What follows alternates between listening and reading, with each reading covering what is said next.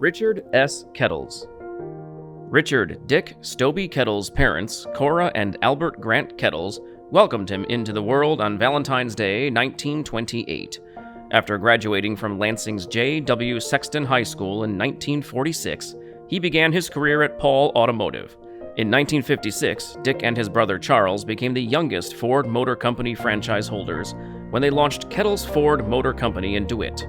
By 1962, Dick and his partners formed General Aviation Incorporated in Lansing. The company offered flight training, chart services, maintenance, and fuel sales. A year later, General Aviation added Beechcraft aircraft to its inventory. By 1977, Dick and his team received a Cessna franchise. General Aviation Incorporated became one of Cessna's top-selling American outlets. Dick served as a General Aviation's president through 1999.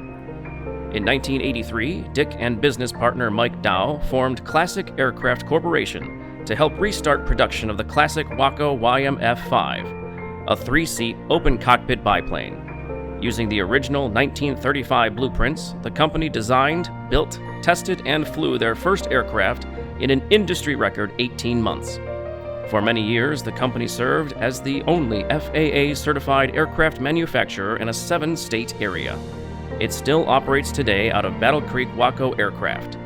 In 1997, Michigan's Clearly College acknowledged Dick's accomplishments with an honorary Doctor of Science in Business Administration degree. He enjoyed memberships in national and local associations, including the Lansing Rotary. His commercial pilot rating allowed Dick to fly a wide array of aircraft throughout his life. During his retirement, he relished his role as grandfather and great-grandfather and spending time with his family. Dick passed away in 2015. For his dedication to aviation manufacturing and general aviation in Michigan, Richard S. Kettles is inducted into the Michigan Aviation Hall of Fame.